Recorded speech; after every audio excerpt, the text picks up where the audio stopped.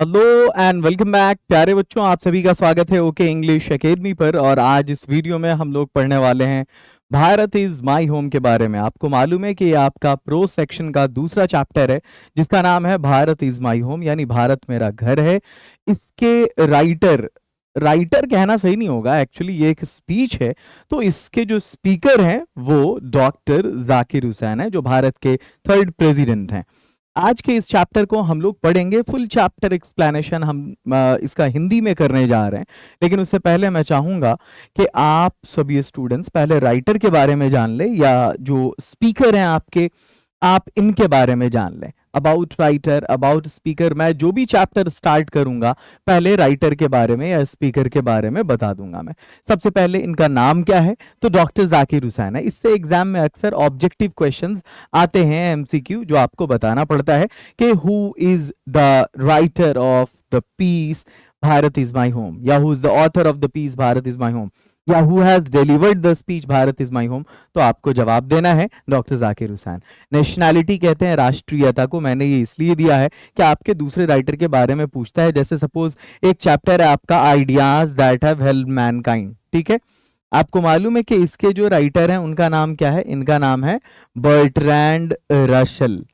Bertrand रशल का क्या मतलब है, बर्ट्रैंड रशल की नेशनैलिटी क्या है, ये एक सवाल है। तो आपसे क्वेश्चन पूछा जाएगा एग्जाम में कि बर्ट्रैंड रशल बिलोंग टू, मतलब बिलोंग्स टू, बर्ट्रैंड रशल कहां से बिलोंग करते हैं, तो आप बताएंगे कि वो इंग्लैंड से बिलोंग करते हैं, इंग्लैंड से।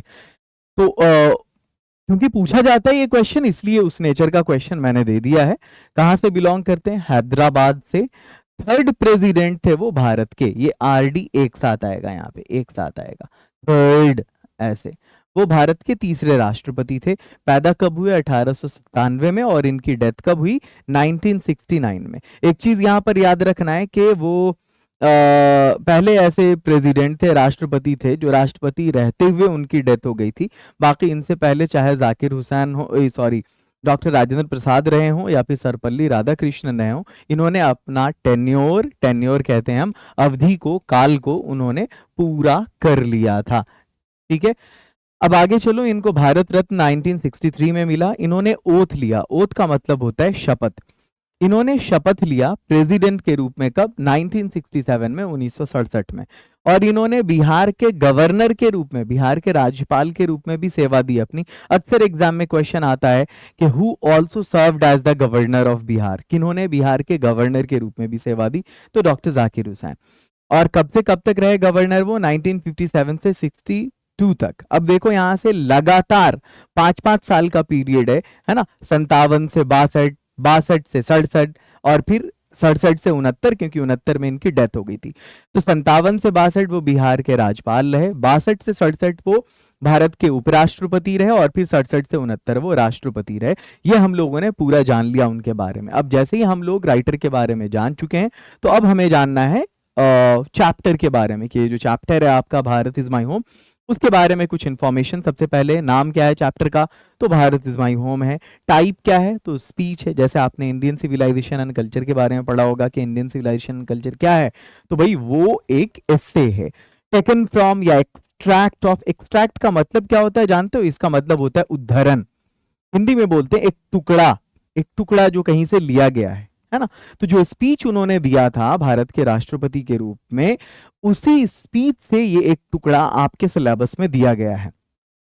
तो ये कहां का एक्सट्रैक्ट है भाई, कहां का टुकड़ा है, तो the speech delivered by doctor Zakir Hussain, मतलब वो स्पीच जो डॉक्टर जाकिर हुसैन ने दिया था while taking oath as the president, राष्ट्रपति के रूप में शपथ लेते हुए, ये उसी का टुकड़ा है। और अब हम बात करने वाले हैं थीम की। आपको मालूम है कि थीम किसको कहते हैं, थीम कहते हैं हम कि विषय वस्तु, किसके बारे में राइटर बात कर रहा है, उसको हम थीम कहते हैं।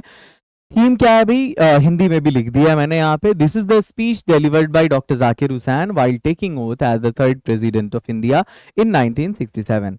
ये 1967 में भारत के तीसरे राष्ट्रपति डॉक्टर जाकिर हुसैन के द्वारा दिया गया भाषण है। इन दिस स्पीच, इस स्पीच में ही हैज प्लेज्ड, उन्होंने शपथ लिया है, टू प्रोटेक्ट इंडियन कल्चर, कि वो भारत के कल्चर की रक्षा करेंगे, एंड कॉन्स्टिट्यूशन, और संविधान की, एंड हैज प्रॉमिस्ड, और उन्होंने ये वादा किया है, टू कैरी ऑन का मतलब होता है पालन करना, इट्स ऑब्लिगेशन, मतलब उनका जो दायित्व है उसकी, and loyalty towards the country, और देश के प्रति लॉयल्टी कहते हैं हम वफादारी को, कि वो देश के प्रति वफादार रहेंगे। तो ये था इसका विषय वस्तु, और अब हम आगे बढ़ते हैं। यहां से हमारा पैराग्राफ स्टार्ट हो जाता है, लेकिन बहुत यूनिक तरीके से मैं आपको ये बता रहा हूं।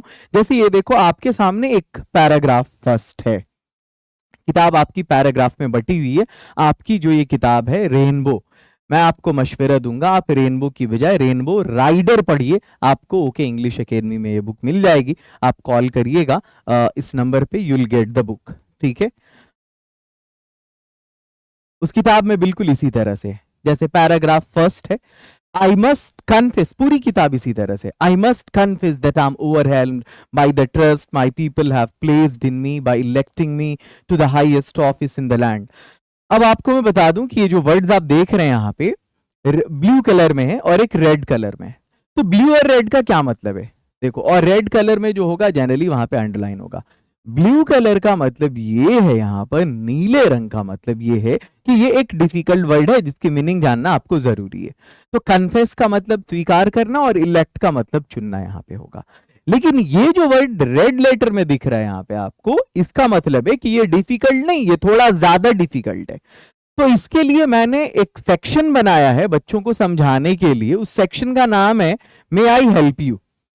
तो पहले मे आई वोकैब्स में आपने समझ लिया कि ये पैराग्राफ है, यहां कन्फेस का मतलब स्वीकार करना। तो आई मस्ट कन्फेस, मैं इस बात को स्वीकारता हूं कि मैं क्या हूं, ओवरवेल्म्ड।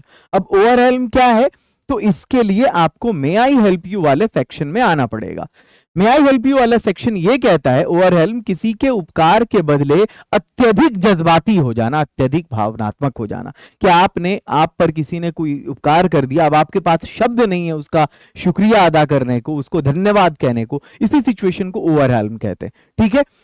अब चलो, यहां पर यही सिचुएशन बन रही डॉक्टर जाकिर हुसैन के साथ। तो कहते हैं आई मस्ट कन्फेस, मैं इस बात को स्वीकारता हूं कि मैं भाई अभिभूत हो गया हूं, जज्बाती हो गया हूं बहुत, बाय द ट्रस्ट, के उस विश्वास के तले, my people have placed in me, जो मेरे लोगों ने मुझ पर किया है, बाय इलेक्टिंग मी, मुझे चुनकर, the highest office in the land, इस धरती का सबसे ऊंचा पोस्ट देकर।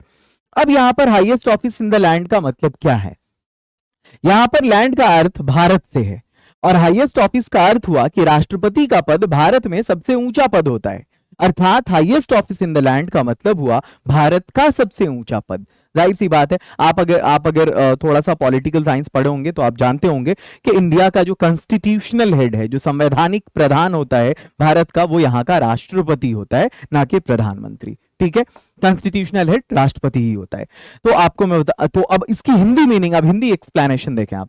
मैं इस बात को स्वीकार करता हूं कि मैं अपने लोगों के विश्वास के नीचे दबा महसूस कर रहा हूं कि उन्होंने मुझे इस धरती के सबसे सर्वोच्च पद के लिए चुना है।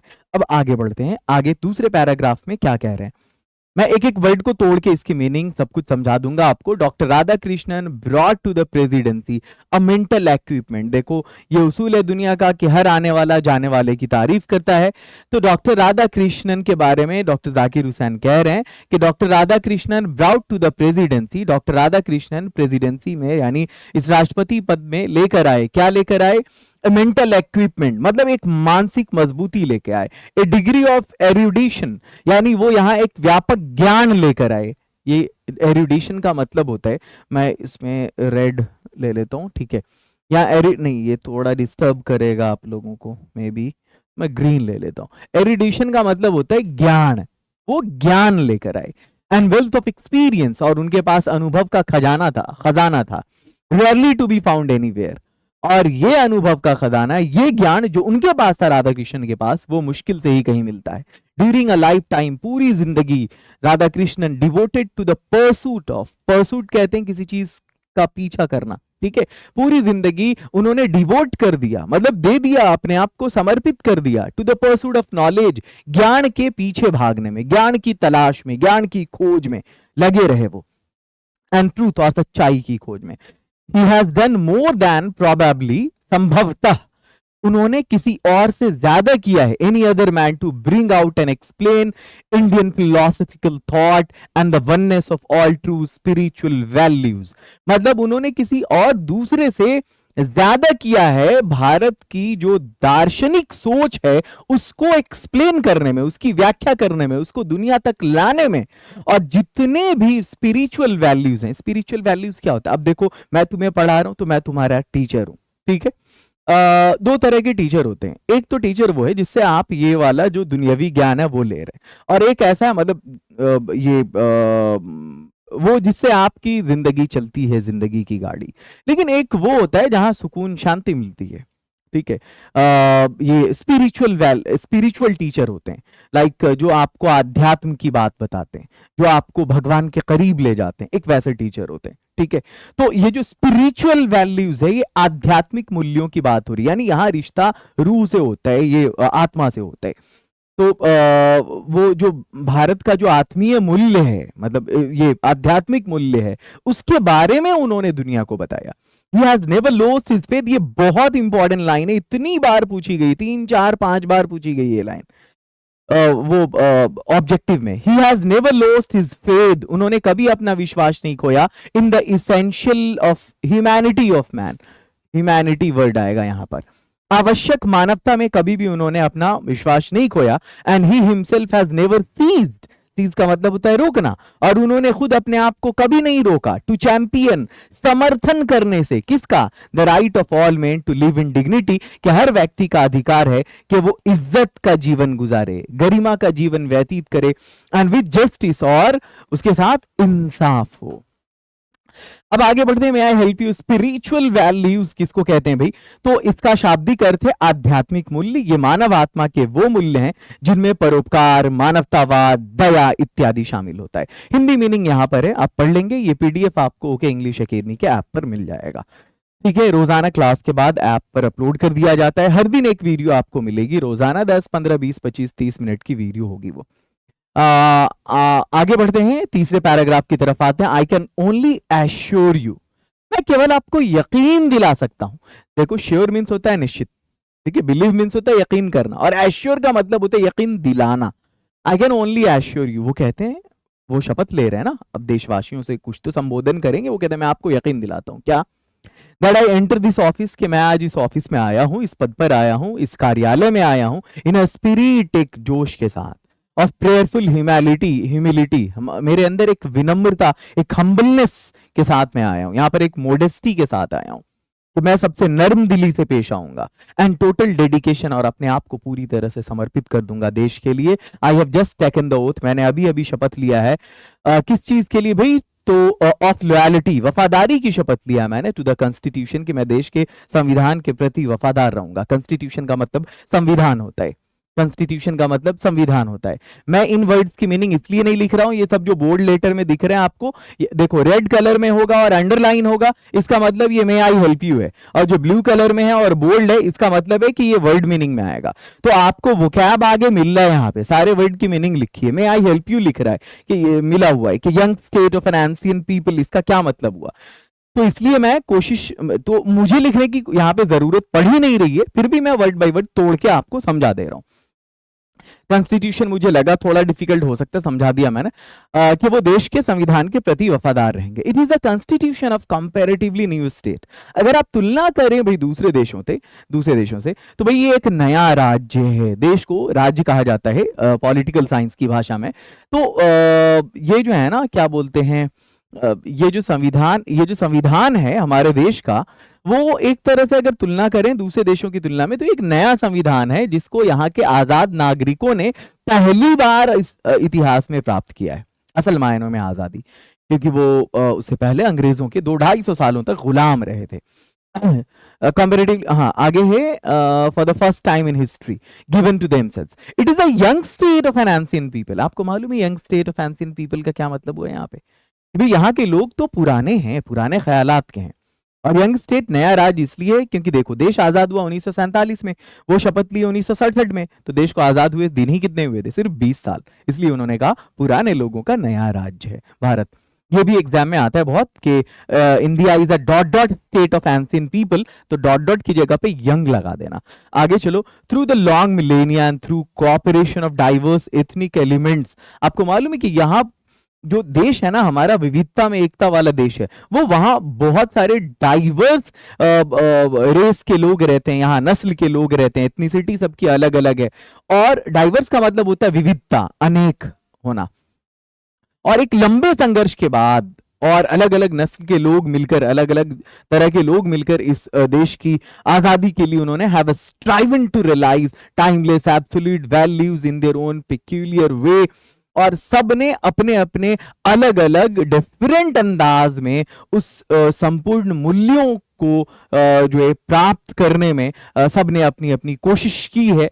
ठीक है, I pledge myself to the service of those values, और मैं शपथ लेता हूं कि वो वैल्यूज जो यहां तक आए हैं अलग अलग विविधताओं से हमारे देश में रच बस गए हैं, मैं शपथ लेता हूं कि उन वैल्यूज की, उन आदर्शों की मैं रक्षा करूंगा भाई। शपथ लेता हूं कि मैं उसकी रक्षा करूंगा, उसका ख्याल रखूंगा। For though some concrete realization of a value may become inadequate with the change of circumstance, हालांकि कुछ ऐसे मतलब जो है वो क्या बोलते हैं, some concrete realisation of a value, मतलब कि किसी आदर्श का पालन करना बहुत जोरदार तरीके से कभी कभी गैर जरूरी हो जाता है, मतलब इंपॉर्टेंट नहीं होता है। जब परिस्थितियां बदलती हैं तो अब जैसे मान लिया कि कोई एक आदर्श है, आपको उसका पालन करना है, क्या भाई, कि भाई चोरी नहीं करना है, क्या चोरी नहीं करना है, चोरी करना गलत बात है। आप किसी ऐसी जगह पे फंस गए हैं, सामने वाला देने को तैयार नहीं, मतलब एक बंदा जो जरूरत में फंसा हुआ, जरूरतमंद है, और उस जगह सिचुएशन ऐसी आ गई कि आपके जेब में पैसे नहीं है, वो भूख से उसकी जान जा रही है, सामने वाला जिसके पास है वो देने को तैयार नहीं है। अब वहां से थोड़ी देर के लिए हटा आप क्या करेंगे, वहां से चोरी कर लेंगे आप और उसको दे देंगे। क्यों? क्योंकि उसकी जान बच जाएगी। ऐसे वो देने को तैयार नहीं है, आपके पास कुछ है नहीं। तो यहां पर उस वैल्यू का पालन करना कि चोरी मत करो, झूठ मत बोलो, कभी कभी इन चीजों को अगर आप छोड़ भी देते हैं तो ये हुआ परिस्थिति के अनुसार एडजस्ट कर लेना चीजों को। हर जगह हर चीज का पालन करना कभी कभी जरूरी नहीं होता, यही कहने की कोशिश कर रहे हैं वो। आगे चलो, the value remains eternally valid and presses for newer and fresher realization. ठीक है, आगे चलो, वो वैल्यू जो है, हाँ इस बात का ख्याल रखना है कि वो जो वैल्यूज हैं, वो आदर्श हैं, वो परमानेंटली जो है वैलिड नहीं रह सकते, उसमें चेंजेस हो सकती हैं, है ना, लेकिन उसमें एक ताजा एहसास, फ्रेशर रियलाइजेशन हमेशा बाकी रहना चाहिए। वैसे वो कहते हैं कि देखो पुराने समय का जो हमारा आदर्श रहा है वो बहुत इज्जत के लायक है, इसलिए कि हमारा जो पास्ट है वो बहुत रिच है। वो मतलब डेड मरा नहीं है और वो ठहरा हुआ भी नहीं है, बल्कि वो अलाइव, जिंदा है एंड डायनामिक और गतिशील है, और वो लगातार इन्वॉल्व है इस चीज को डिटरमिन करने में कि हमारा जो प्रेजेंट है और हमारे भविष्य की जो संभावनाएं हैं वो उसी पास्ट में है। इसलिए हमें अपने पास्ट को भूलना नहीं चाहिए। ये वर्ड्स हैं, ये मैं आई हेल्प यू हैं, ये हिंदी मीनिंग है। आगे बढ़ते हैं नेक्स्ट। और है एक इंफॉर्मेशन आप लोगों को, अगर आप साइंस और आर्ट्स के स्टूडेंट्स हैं, आप चाहते हैं कि पूरे साइंस की आप तैयारी करें, कंप्लीट साइंस की, तो आप ओके साइंस अकेडमी से जुड़िए। 4,999 रुपया जो फीस है उसको घटा के 999 कर दिया गया है। आपको आर्ट्स के सारे सब्जेक्ट, बिहार में दूसरी जगह जहां फीस लगती है 3-4-5 हजार, वो नहीं लगेगी, आपको सिर्फ 999 लगेगी, और पूरे एक साल तक लाइव क्लास के साथ आपको साइंस का सारा पेपर, आर्ट्स का सारा पेपर पढ़ाया जाएगा। Just go and join okay science academy और ओके आर्ट्स अकेडमी वाले चैनल पे, यूट्यूब चैनल से आप जुड़ जाइए, और आपको ये जो नंबर दिया गया है यहाँ पर, आप इस नंबर पर कांटेक्ट कर लीजिए और बोलिए हमें साइंस और आर्ट्स के कोर्स से जुड़ना है। अगर आप इंग्लिश स्पीकिंग करना चाहते हैं, इंग्लिश बोलने का शौक है, तो फ्री क्लासेस मेरी यूट्यूब पर चलती हैं, लिंगो नाम के एप्लीकेशन पर जाइए, वहां पर 60 डेज का एक फ्री स्पोकन सीरीज भी हम चला रहे हैं, उस क्लास से जुड़िए।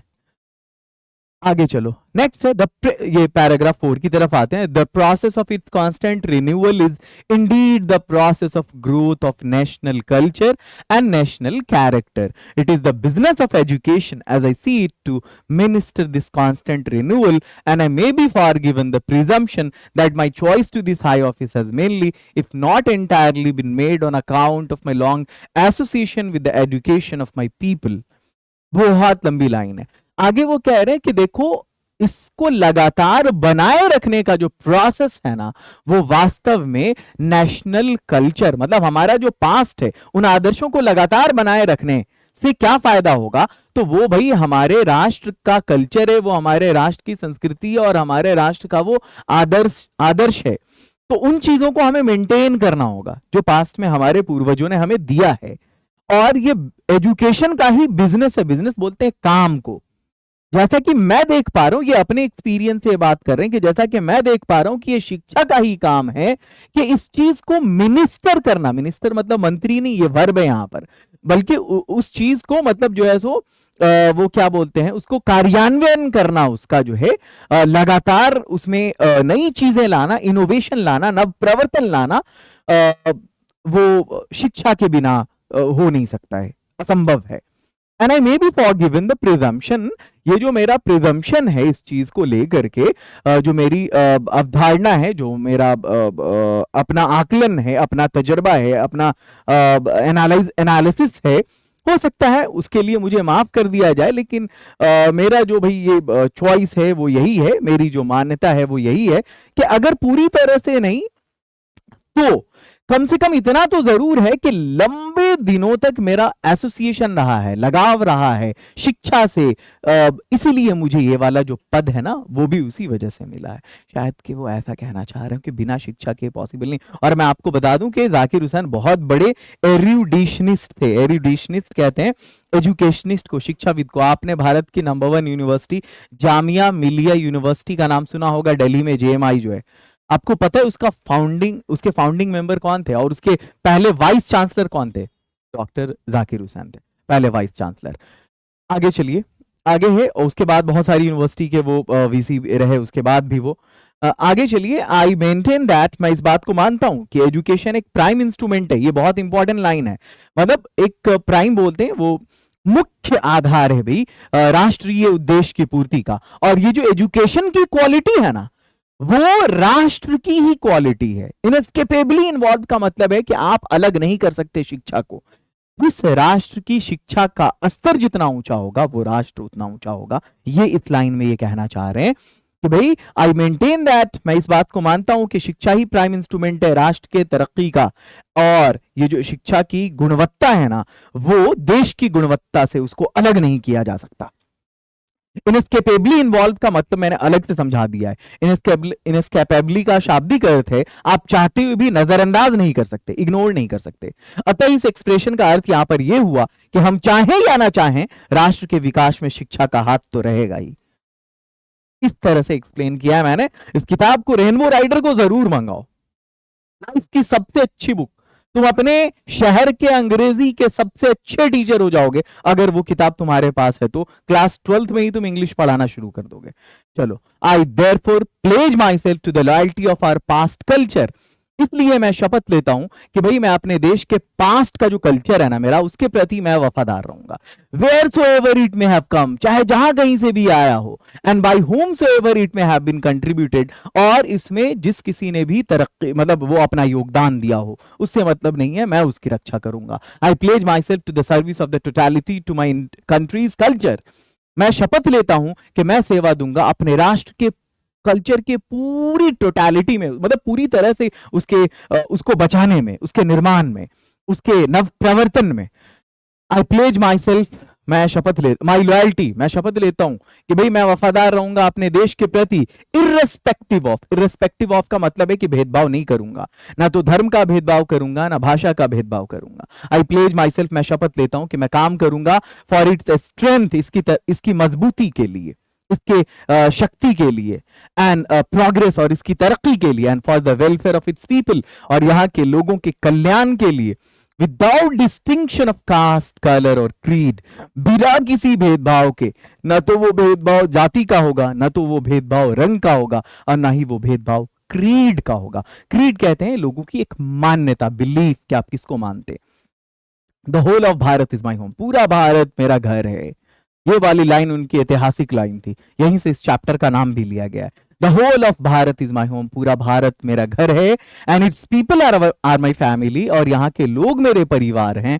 The people have chosen to make me the head of this family. और जैसा कि हर परिवार में एक मुखिया होता है, तो यहाँ के लोगों ने भी मुझे मुखिया चुन लिया इस परिवार का, फॉर अ सर्टेन टाइम, भले ही थोड़े वक्त के लिए, लेकिन it shall be my earnest endeavour. तो ये मेरी बहुत वो दिली तमन्ना होगी, मेरी ख्वाहिश होगी, मेरी इच्छा होगी, मेरी कोशिश होगी, to seek to make this home strong and beautiful, कि मैं काम करूं, इस कोशिश में लगा रहा हूं कि इस घर को मैं मजबूत बनाऊं, मैं खूबसूरत बनाऊं। अ वर्दी होम, एक ऐसा शानदार घर फॉर अ ग्रेट पीपल, महान लोगों का घर, engaged in the fascinating task of building up a just and prosperous and graceful life। मतलब एक ऐसा खूबसूरत और मजबूत घर बनाऊं, इतने बड़े महान और अच्छे लोगों का, जहां वो इस देश को एक न्याय वाला देश, एक समृद्ध देश और शानदार लाइफ गुजार रहे हों। मतलब वो इस देश को मैं न्याय वाला देश बना दूं, समृद्ध देश बना दूं, और जहां ये सभी महान लोग अपने अपने जीवन को शानदार तरीके से गुजार रहे हो। मैं एक ऐसा देश चाहता हूं। ये सब वोकैब्स हैं। यहाँ ये मे आई हेल्प यू वाला सेक्शन है, ये इसका हिंदी मीनिंग एक्सप्लेनेशन है, और आपका ये टोटल 5 पैराग्राफ कंप्लीट होता है। मुझे उम्मीद है कि आपको ये एक्सप्लेनेशन बहुत पसंद आया होगा। अगर आप कंप्लीट एक्सप्लेनेशन चाहते हैं तो अभी के अभी टॉपर्स 12th कोर्स 2025 से जुड़े, जहां हिंदी के इंग्लिश के साथ हिंदी, उर्दू, मैथिली और संस्कृत का कोर्स कंप्लीट फ्री है। और साइंस के लिए आप मिशन 25 बैच से जुड़ जाइए। सिर्फ 999 में पूरे साल लाइव क्लास के साथ तैयारी, सिर्फ 999 में आर्ट्स की पूरी तैयारी। कोई प्रॉब्लम हो, आपके सामने ये कॉन्टैक्ट नंबर्स हैं, आप कॉल करिए अगर आपको कोर्स से जुड़ने में कोई भी प्रॉब्लम हो रही तो। Love you all lot, have a great and wonderful day. मिलते हैं फिर अगली वीडियो में, कल किसी और शानदार वीडियो के साथ मैं आ रहा हूं।